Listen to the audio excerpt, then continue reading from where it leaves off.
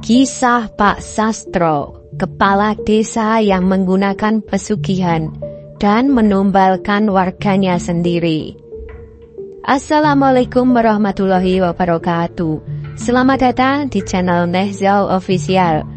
Kali ini saya akan menceritakan tentang kisah kepala desa yang menumbalkan warganya sendiri. Seperti apakah ceritanya? Langsung saja kita ke ceritanya.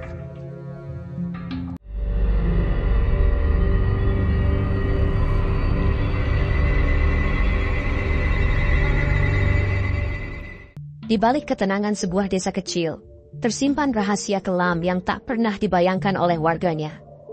Kepala desa yang dihormati, mendadak kaya raya dengan cara yang tak terduga. Namun, kekayaan itu bukan hasil kerja keras, melainkan perjanjian dengan kekuatan jahat. Apa yang harus dibayarkan untuk semua kemewahan itu? Ketika satu persatu warga hilang tanpa jejak, kebenaran mengerikan mulai terungkap. Di sebuah desa terpencil di salah satu kota di Jawa Timur, kehidupan berjalan lambat dan damai. Desa ini terkenal dengan sawah-sawahnya yang subur dan kehidupan warga yang sederhana. Namun di balik ketenangan desa itu, tersimpan rahasia gelap yang tidak diketahui oleh banyak orang. Pesugihan kepala desa adalah rahasia yang mengubah nasib seseorang, tapi dengan harga yang tak ternilai. Dari dulu aku curiga sama Pak Lurah, ujar Tono, salah seorang warga desa yang dikenal suka berbicara belak-belakan. Ia sedang duduk bersama 3 orang temannya di warung kopi milik Bu Sumi, tempat biasa warga berkumpul untuk membicarakan apapun yang terjadi di desa. Curiga gimana, Ton? Pak Lurah kan orangnya baik, selalu kasih bantuan ke warga, balas Darmin, teman Tono yang selalu berusaha berpikir positif. Iya sih, tapi coba deh pikir, sejak kapan keluarganya bisa kaya mendadak gitu? Lihat rumahnya sekarang, gede, mobil ada 2, tanahnya makin luas. Padahal dulu cuma petani biasa kayak kita. Arman, yang biasanya pendiam, ikut angkat bicara. Aku pernah dengar cerita dari nenekku. Katanya dulu ada kepala desa di desa sebelah yang juga kaya mendadak. Tapi ternyata dia main pesugihan. Banyak warga yang hilang tanpa jejak, konon jadi tumbalnya. Suasana di warung kopi mendadak sunyi. Setiap orang menatap satu sama lain, mulai mencerna kemungkinan yang tak pernah mereka pikirkan sebelumnya. Bisikan tentang pesugihan dan tumbal memang sudah menjadi bagian dari cerita rakyat. Namun tak ada yang benar-benar percaya itu bisa terjadi di desa mereka sendiri. Apa jangan-jangan kita yang berikutnya ya? Gumam Sumi, sang pemilik warung, sambil memandang ke arah rumah besar Pak Lurah yang tampak dari kejauhan. Pak Lurah, atau yang bernama asli Pak Sastro, adalah sosok yang karismatik dan dihormati. Di mata warga, ia adalah pemimpin yang adil dan bijaksana. Ia sering memberikan bantuan kepada warga yang kesulitan, mengadakan kegiatan desa, dan bahkan berkontribusi dalam pembangunan infrastruktur. Namun, ada satu hal yang tak banyak orang tahu. Pesugihan yang ia jalani selama ini. Kekayaan yang ia miliki bukanlah hasil kerja keras semata. Pak Sastro terjerat dalam perjanjian dengan makhluk gaib, yang memberinya kekayaan melimpah dalam waktu singkat. Namun, perjanjian itu tentu saja tidak gratis. Setiap beberapa tahun sekali, ia harus memberikan tumbal. Seseorang yang dipilih secara acak dari desanya. Malam itu, di rumah besar Pak Sastro, angin berhembus kencang dan udara terasa lebih dingin dari biasanya. Di dalam ruangan, Pak Sastro duduk termenung sambil menatap api lilin yang berkelip-kelip di atas meja. Ia tahu waktunya hampir tiba. Makhluk gaib yang ia jadikan sekutu telah menagih janji. Jika ia tidak menyerahkan tumbal dalam waktu dekat, nasib buruk akan menimpa keluarganya. Sementara itu, di rumah Tono, suasana tak kalah mencekam. Tono baru saja pulang dari warung kopi, dan tak bisa mengusir rasa khawatir dari benaknya. Perasaan bahwa sesuatu yang buruk sedang terjadi di desa ini semakin kuat. Istrinya Wati memperhatikan gelagat suaminya yang tampak gelisah. Mas, ada apa? Kok dari tadi bengong terus? Tanya Wati sambil menyodorkan secangkir teh hangat. Tono menghela napas panjang. Aku nggak tahu, Wi. Aku cuma merasa ada yang nggak beres sama Pak Lurah. Kamu ingat nggak? Beberapa bulan lalu ada warga yang hilang tanpa jejak? Ingat. Siapa ya? Kalau nggak salah namanya Pak Slamet, tukang kayu itu kan? Iya betul. Nah, aku merasa semua itu ada hubungannya sama Pak Lurah. Wati terdiam sejenak, mencoba mencerna ucapan suaminya. Ia tahu suaminya bukan tipe orang yang mudah percaya dengan hal-hal mistis. Tapi kali ini terlihat Tono sangat serius. Kamu mau ngapain, Mas? Tanya Wati khawatir. Aku nggak bisa diem aja, Wi. Aku mau cari tahu apa yang sebenarnya terjadi. Di malam yang sama, Tono memutuskan untuk mengunjungi rumah Pak Lurah.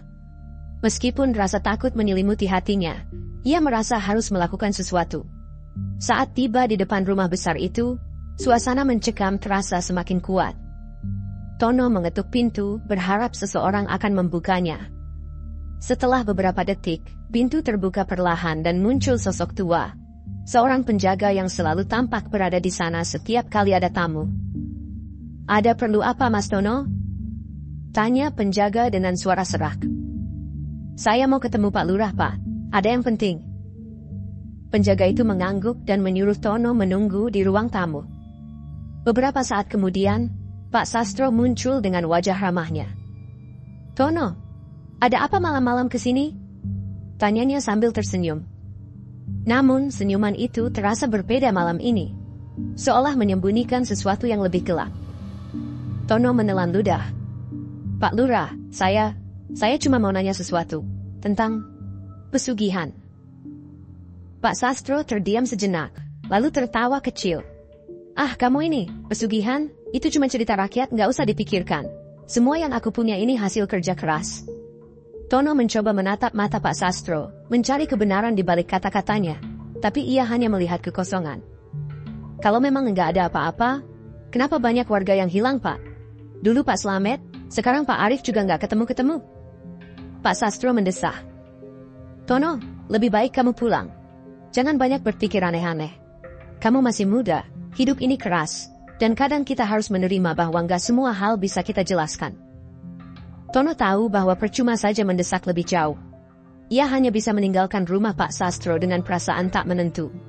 Seminggu berlalu, dan Tono masih belum bisa melepaskan pikiran tentang pesugihan itu. Hingga suatu malam, ia mengalami mimpi aneh. Dalam mimpinya, ia berada di tengah hutan gelap, dikelilingi oleh suara-suara yang samar. Di kejauhan, ia melihat sesosok makhluk besar, tinggi, dengan mata merah menyala, mendekatinya perlahan. Makhluk itu berbisik sesuatu yang tak ia mengerti. Tapi satu hal yang ia tangkap dengan jelas. Waktunya sudah hampir habis. Tono terbangun dengan keringat dingin. Ia tahu bahwa mimpi itu bukan sekadar bunga tidur. Sesuatu yang jahat sedang mengincar dirinya. Hari-hari berlalu, dan desas-desus tentang pesugihan di desa semakin kuat. Warga mulai berbicara di belakang Pak Sastro, meskipun tidak ada yang berani mengkonfrontasinya secara langsung. Satu demi satu, orang-orang yang mencoba menyelidiki lebih jauh tentang hilangnya beberapa warga mulai mengalami kejadian aneh. Sumi, pemilik warung kopi, mulai merasakan kehadiran makhluk halus di rumahnya. Arman, yang sebelumnya pendiam, tiba-tiba saja menjadi sering melamun dan berbicara sendiri. Sedangkan Darmin, yang awalnya skeptis, kini merasa selalu diawasi saat berjalan sendirian di malam hari. Hingga suatu hari, Tono mendapat undangan dari Pak Sastro. Tono memandangi undangan itu dengan perasaan campur aduk. Undangan tersebut terlihat formal, tetapi ada sesuatu yang ganjil. Di sana tertulis bahwa Pak Sastro mengundang Tono untuk menghadiri jamuan makan malam di rumahnya. Tidak ada alasan yang jelas kenapa Tono, seorang warga biasa, diundang secara khusus. Wati, yang membaca undangan itu, ikut merasa cemas. Mas, aku punya firasat nggak enak. Kenapa tiba-tiba Pak Lurah undang kamu makan malam? Padahal biasanya nggak pernah kayak gini. Tono mengangguk, merasa hal yang sama. Namun, ia tidak bisa menolak. Ia tahu bahwa menolak undangan kepala desa akan membuat keadaan semakin mencurigakan. Aku juga merasa ada yang nggak beres, Wi. Tapi aku harus datang. Ini kesempatan buat cari tahu apa yang sebenarnya terjadi. Wati menatap suaminya dengan cemas. Mas, hati-hati ya, aku khawatir. Tono tersenyum menenangkan. Meski dalam hatinya ada ketakutan yang tak bisa ia singkirkan. Tenang aja, aku bakal hati-hati. Malam itu, Tono tiba di rumah Pak Sastro yang besar dan megah. Lampu-lampu di pekarangan bersinar terang, seolah-olah sedang ada pesta besar. Namun, ketika Tono melangkah masuk, suasana di dalam rumah terasa sunyi dan mencekam. Tak ada tamu lain, hanya ada Pak Sastro yang duduk di ruang tamu, tersenyum dengan ramah saat melihat Tono masuk. "Tono, selamat datang, ayo duduk dulu," sapa Pak Sastro sambil menunjuk ke arah kursi di depannya. Tono duduk dengan hati-hati. "Terima kasih Pak Lurah, tapi... Maaf sebelumnya saya cuma mau tanya, kenapa saya diundang Pak?" Pak Sastro tersenyum, namun senyuman itu terasa dingin. "Ah Tono, kamu tahu aku selalu memperhatikan warga-wargaku. Dan aku melihat kamu orang yang rajin, pekerja keras. Aku ingin mengajak kamu untuk melihat sesuatu yang mungkin bisa mengubah hidupmu." Tono menelan ludah. "Apa maksud Pak Lurah?" Pak Sastro berdiri dan berjalan menuju sebuah pintu di sudut ruangan. "Ikuti aku Tono. Akan aku tunjukkan sesuatu yang tidak pernah kamu lihat sebelumnya." Meski takut, Tono merasa bahwa inilah kesempatan yang ia tunggu. Ia bangkit dari kursinya dan mengikuti Pak Sastro. Pintu itu ternyata menuju ke sebuah lorong sempit yang gelap. Tono bisa merasakan udara di dalam lorong itu begitu dingin dan berat, seolah-olah ada sesuatu yang jahat di baliknya. Setelah berjalan beberapa meter, mereka tiba di sebuah ruangan kecil yang dipenuhi oleh simbol-simbol aneh di dindingnya. Di tengah ruangan, ada sebuah altar batu dengan lilin-lilin yang menyala di sekitarnya. Di atas altar, ada patung kecil dari makhluk yang tampak mengerikan, menyerupai seekor binatang dengan mata merah menyala. "Ini adalah tempat di mana semua kekayaanku berasal," kata Pak Sastro dengan suara rendah. "Aku membuat perjanjian dengan makhluk ini, dan sekarang sudah waktunya untuk menunaikan janji itu." Tono tertegun, jantungnya berdegup kencang.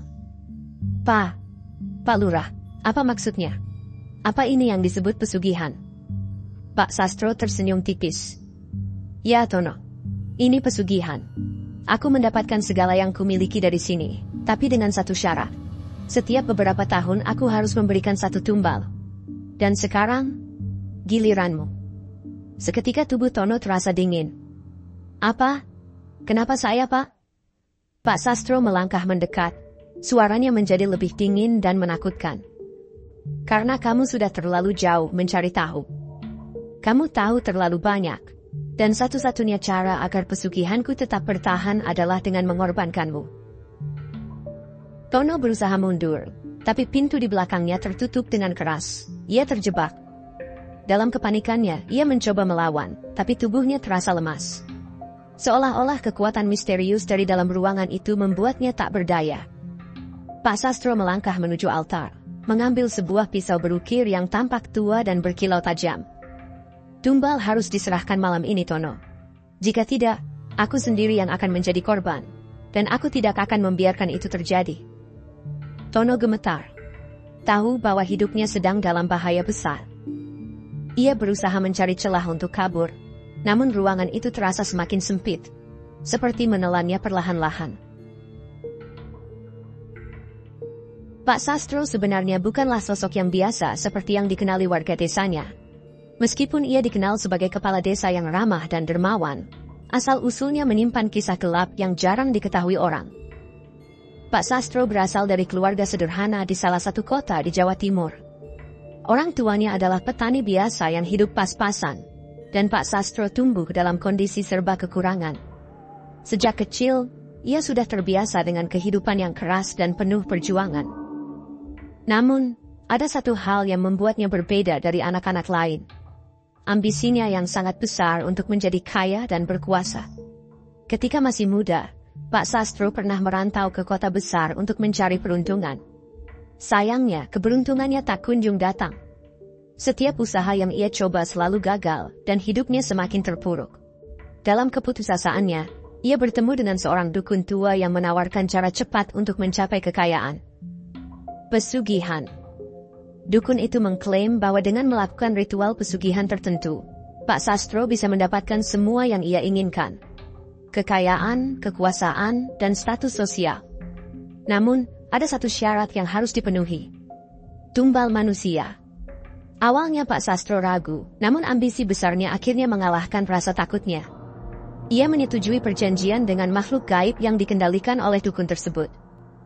Pak Sastro diinstruksikan untuk melakukan sebuah ritual di sebuah tempat angker yang terletak di tengah hutan yang penuh misteri. Di sana, ia harus mempersembahkan darah dari seekor hewan sebagai langkah awal untuk memulai pesugihan. Setelah ritual itu dilakukan, hidup Pak Sastro berubah drastis. Ia mulai mendapatkan kekayaan secara misterius. Tanah yang ia beli dengan harga murah tiba-tiba memiliki nilai yang tinggi. Usaha kecil-kecilannya tiba-tiba sukses besar. Uang datang dengan cepat, dan dalam waktu singkat ia kembali ke desa sebagai orang kaya. Namun setiap keberuntungan ada harganya. Setelah beberapa tahun menikmati kekayaan yang berlimpah, makhluk gaib yang membantu Pak Sastro datang menagih janji. Tumbal manusia. Tanpa ragu, Pak Sastro memilih korban dari orang-orang yang ia anggap tidak penting, seperti orang asing atau warga yang terpinggirkan. Setiap kali ada korban, kekayaannya semakin bertambah, dan reputasinya di desa semakin baik. Tak ada yang curiga, karena Pak Sastro selalu pandai menutupi jejaknya. Dengan kekayaannya, Pak Sastro mulai meraih kekuasaan. Ia mencalonkan diri sebagai kepala desa dan menang dengan mudah, berkat uang yang ia taburkan untuk kampanye. Sebagai kepala desa, ia dikenal murah hati, sering membantu warga yang membutuhkan, dan selalu aktif dalam kegiatan sosial. Namun, di balik semua itu, ia terus menjaga perjanjiannya dengan makhluk gaib. Setiap beberapa tahun, ia harus memberikan tumbal baru. Namun, semakin lama, beban moralnya semakin berat. Meski begitu, ketakutan kehilangan kekayaan dan status membuat Pak Sastro terus melakukan pesugihan. Meskipun ia tahu akibatnya. Setiap korban yang ia serahkan membuatnya semakin terikat pada perjanjian gelap itu. Pak Sastro tahu bahwa ia tidak bisa terus hidup seperti itu. Tetapi ia juga tidak bisa melepaskan diri. Pesugihan bukan hanya tentang mendapatkan kekayaan, tetapi juga perjanjian yang tak bisa dipatahkan begitu saja. Jika ia gagal memberikan tumbal, ia sendiri yang akan menjadi korban. Pak Sastro tidak pernah memberitahu keluarganya tentang asal-usul kekayaannya yang sebenarnya. Istri dan anak-anaknya percaya bahwa semua yang mereka miliki adalah hasil kerja kerasnya. Namun, di dalam hatinya Pak Sastro selalu dihantui oleh rasa bersalah dan ketakutan. Setiap kali ia harus memilih tumbal baru, ia merasa semakin dekat dengan kehancurannya sendiri. Kehilangan beberapa warga desa dalam beberapa tahun terakhir adalah akibat dari perjanjian gelap itu. Pak Sastro memilih korban dengan hati-hati, memastikan tidak ada yang mencurigainya. Namun ketika Tono mulai menyelidiki, Pak Sastro tahu waktunya hampir habis. Makhluk gaib yang menjadi sumber kekayaannya sudah tidak sabar menagih tumbal berikutnya, dan kali ini Tono yang menjadi targetnya. Pak Sastro melakukan pesugihan makhluk gaib yang dikenal sebagai salah satu bentuk pesugihan yang paling berbahaya dan mengerikan di daerah asalnya. Jenis pesugihan ini melibatkan perjanjian dengan entitas gaib, biasanya makhluk yang memiliki kekuatan besar dan membutuhkan pengorbanan nyawa manusia sebagai tumbalnya. Makhluk gaib ini seringkali digambarkan sebagai sosok mengerikan dengan mata merah menyala, gigi tajam, dan kekuatan mistis yang besar. Makhluk gaib yang terlibat dalam pesugihan ini disebut sebagai sang penagih. Makhluk ini tidak hanya memberikan kekayaan yang melimpah, tetapi juga kekuasaan yang besar kepada siapa saja yang berani melakukan perjanjian dengannya. Namun, ada syarat yang harus dipenuhi. Setiap beberapa tahun, tumbal manusia harus dipersembahkan kepada makhluk ini sebagai bentuk pembayaran. Sosok sang penagih sering muncul dalam berbagai bentuk dalam cerita rakyat. Tetapi pada pesugihan yang dilakukan Pak Sastro, ia muncul dalam wujud makhluk yang menakutkan. Ia memiliki tubuh besar, cakar tajam, dan mata merah menyala. Makhluk ini hidup di alam gaib yang tersembunyi dari mata manusia biasa, tetapi bisa dipanggil melalui ritual khusus. Untuk memulai pesugihan ini, Pak Sastro harus melakukan ritual khusus yang dipelajari dari seorang dukun tua yang ia temui saat merantau. Ritual ini melibatkan persembahan darah hewan, biasanya ayam atau kambing hitam, dan dilakukan di tempat yang sangat angker, seperti di tengah hutan atau di dekat makam tua. Selama ritual, Pak Sastro harus membacakan mantra-mantra yang sudah diajarkan oleh dukun tersebut. Mantra ini berfungsi untuk memanggil sang penagih agar datang dan menyetujui perjanjian. Sebagai bagian dari ritual, Pak Sastro juga harus menyediakan altar yang dihiasi dengan simbol-simbol kuno yang tidak dimengerti oleh orang awam. Altar ini adalah tempat di mana persembahan dilakukan, baik hewan maupun tumbal manusia. Bagian terpenting dari pesugihan ini adalah tumbal manusia. Setiap kali sang penagih menagih janji, Pak Sastro harus memilih seseorang untuk dikorbankan. Awalnya Pak Sastro memilih korban dari orang-orang yang tidak memiliki ikatan kuat dengan desa, seperti pendatang atau orang yang terpinggirkan. Namun, seiring berjalannya waktu, makhluk tersebut menuntut tumbal yang lebih penting dan memiliki keterikatan lebih besar dengan komunitas, sehingga menjadikan proses pemilihan korban semakin sulit. Pak Sastro sadar bahwa jika ia gagal memberikan tumbal pada waktunya, maka ia sendiri atau anggota keluarganya yang akan menjadi korban berikutnya. Ketakutan inilah yang membuat Pak Sastro terus menjalankan pesugihan, meskipun ia tahu konsekuensinya mengerikan. Setelah melakukan pesugihan, hidup Pak Sastro berubah drastis. Kekayaannya datang secara tiba-tiba, dan setiap usaha yang ia jalankan selalu sukses. Tanah yang ia beli dengan harga murah tiba-tiba memiliki nilai jual yang tinggi. Usaha-usaha kecil yang ia jalankan berkembang pesat dan menguntungkan. Namun kekayaan yang ia peroleh bukanlah hasil dari kerja keras biasa. Semua itu diberikan oleh sang penagih sebagai imbalan atas perjanjian gelap yang dibuat oleh Pak Sastro. Dengan kekayaannya yang berlimpah, Pak Sastro berhasil meraih kekuasaan di desanya, termasuk menjadi kepala desa yang disegani dan dihormati oleh warganya. Selama masa jabatannya sebagai kepala desa, Pak Sastro telah mengorbankan 3 korban sebagai tumbal dalam perjanjian pesugihan. Setiap beberapa tahun sekali, ia harus mempersembahkan tumbal agar perjanjian dengan makhluk gaib itu tetap berlaku, dan kekayaannya terus bertambah. Korban pertama adalah seorang pendatang yang tidak dikenal oleh warga desa. Ia adalah seorang pedagang keliling yang tidak memiliki banyak hubungan dengan penduduk setempat. Pak Sastro memilihnya karena korban ini tidak akan menimbulkan banyak kecurigaan atau kehilangan di kalangan masyarakat. Setelah tumbal pertama, kekayaan Pak Sastro mulai meningkat dengan drastis.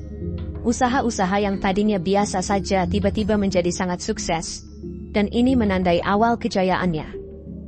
Korban kedua adalah seorang warga desa yang dikenal terpinggirkan dan tidak memiliki banyak kerabat atau teman.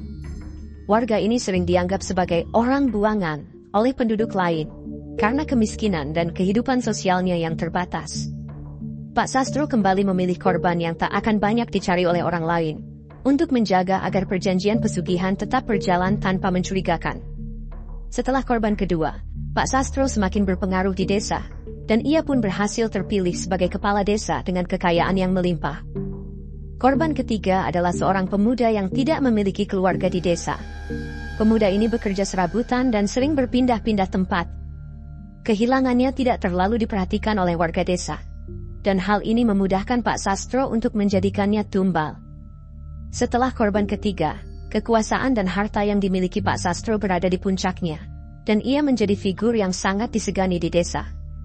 Tono awalnya adalah calon korban keempat yang dipilih oleh Pak Sastro. Namun, berbeda dari korban sebelumnya, Tono memiliki banyak hubungan dengan warga desa, termasuk keluarganya yang dikenal. Rencana Pak Sastro untuk menjadikan Tono tumbal gagal setelah Wati, istri Tono, datang untuk menyelamatkan suaminya, dan makhluk gaib yang selama ini memberi kekayaan kepada Pak Sastro, akhirnya menagih nyawa Pak Sastro sendiri karena kegagalan itu. Korban-korban yang diambil oleh Pak Sastro selama masa jabatannya menunjukkan betapa licik dan kejamnya ia dalam menjaga pesugihan tetap berjalan, memilih korban-korban yang ia anggap tidak akan memicu kecurigaan warga desa. Namun seperti halnya perjanjian gelap lainnya, pesugihan ini akhirnya membawa kehancuran pada dirinya sendiri, yakni nyawanya sendiri. Kisah selamatnya Tono dan kehancuran Pak Sastro adalah puncak dari perjalanan mistis yang mengerikan ini. Tono, yang awalnya hanya seorang warga desa biasa, mulai curiga ketika banyak orang di desa yang hilang secara misterius, termasuk beberapa orang yang ia kenal. Kecurigaan ini semakin besar ketika ia menyadari bahwa setiap kali ada warga yang hilang, kekayaan Pak Sastro bertambah. Tono mulai mencari tahu lebih jauh, mendengar bisik-bisik tentang kemungkinan adanya praktik pesugihan yang dilakukan oleh Pak Sastro. Pada suatu malam, Tono yang merasa ada sesuatu yang tidak beres, mendapati dirinya sering dihantui mimpi-mimpi buruk. Dalam mimpinya, ia melihat sosok menyeramkan dengan mata merah yang mengejarnya, dan menyebut-nyebut nama Pak Sastro. Tono mulai yakin bahwa ada sesuatu yang sangat salah, terutama dengan tingkah laku Pak Sastro yang semakin misterius. Wati, istri Tono, adalah seorang wanita yang sangat peduli pada suaminya. Setelah mendengar cerita Tono tentang mimpinya, ia mulai merasa khawatir dan mendesak Tono untuk lebih berhati-hati. Wati kemudian mendapat firasat buruk bahwa suaminya akan menjadi korban selanjutnya dari praktik gelap Pak Sastro. Ia tidak mau tinggal diam. Di hari-hari mendekati waktu yang ditentukan oleh Pak Sastro untuk melakukan ritual pesugihan berikutnya, Wati semakin waspada. Saat Tono pergi bekerja di sawah, Wati mengunjungi seorang dukun desa yang dikenal bisa melihat hal-hal gaib. Sang dukun mengonfirmasi ketakutan Wati. Tono memang sedang dalam bahaya besar, dan Pak Sastro telah memilihnya sebagai korban berikutnya untuk pesugihan. Dukun itu memberitahu Wati cara untuk menyelamatkan suaminya. Mereka harus mengganggu ritual Pak Sastro, karena jika ritualnya gagal, makhluk gaib itu akan mengamuk dan menuntut tumbal dari Pak Sastro sendiri. Dukun tersebut juga memberikan Wati jimat pelindung yang bisa melindungi Tono dari kekuatan jahat yang akan mencoba mengambil nyawanya. Pada malam yang telah ditentukan, Pak Sastro mempersiapkan ritual pesugihan dengan hati-hati. Ia sudah memilih Tono sebagai tumbal berikutnya dan telah mempersiapkan segala sesuatunya di tempat rahasia, sebuah gubuk tua yang terletak di tengah hutan. Malam itu, Pak Sastro dengan diam-diam membawa Tono yang tidak sadar menuju lokasi ritual. Namun, tanpa sepengetahuan Pak Sastro, Wati dan sang dukun sudah mengikuti jejaknya. Tepat sebelum Pak Sastro mulai melafalkan mantra terakhir untuk memanggil sang penagih, Wati dan dukun itu menyerbu masuk ke dalam gubuk. Mereka berteriak, mengganggu konsentrasi Pak Sastro, dan membuat ritual itu terhenti seketika. Tono yang sempat pingsan karena diberi ramuan oleh Pak Sastro, terbangun dengan kaget dan bingung melihat kekacauan di sekelilingnya. Pak Sastro berusaha melanjutkan ritual, tetapi semuanya sudah terlambat. Sang penagih, makhluk gaib yang selama ini memberinya kekayaan, merasa dikhianati karena tidak mendapatkan tumbal yang dijanjikan. Dalam kemarahan, makhluk itu muncul di hadapan Pak Sastro dalam wujud yang jauh lebih mengerikan daripada yang pernah dilihatnya. Sang penagih dengan suara yang menggelegar menuntut tumbal yang telah dijanjikan. Karena Tono tidak bisa dijadikan korban, makhluk itu akhirnya berbalik dan menagih nyawa Pak Sastro sendiri. Pak Sastro yang ketakutan berusaha melarikan diri, tetapi kekuatan gaib sang penagih jauh lebih cepat dan kuat. Di hadapan Tono, Wati, dan sang dukun, Pak Sastro ditarik oleh kekuatan gaib menuju tempat di mana ia telah melakukan perjanjian pesugihan bertahun-tahun yang lalu. Tubuhnya terseret dan menghilang ke dalam kegelapan malam, disertai oleh jeritan kesakitan yang menggema di seluruh hutan. Tidak ada seorang pun yang berani mendekat atau mencoba menyelamatkannya. Beberapa hari kemudian, tubuh Pak Sastro ditemukan di tepi hutan dalam kondisi yang mengenaskan. Warga desa hanya bisa berspekulasi, tetapi tidak ada yang benar-benar tahu apa yang terjadi malam itu. Yang jelas, kekayaan dan kekuasaan yang dimiliki oleh Pak Sastro lenyap begitu saja, meninggalkan keluarganya dalam keadaan miskin dan terpuruk. Mereka terpaksa meninggalkan desa karena malu dan ketakutan terhadap kutukan yang mungkin masih mengintai. Oke, terima kasih bagi kalian yang telah menyimak video ini sampai akhir. Tuliskan selawat kepada baginda Nabi Muhammad SAW di kolom komentar supaya kita mendapatkan berkah dan syafaatnya di yaumul kiamah. Baiklah, terima kasih. Saya mohon pamit undur diri. Wassalamualaikum warahmatullahi wabarakatuh.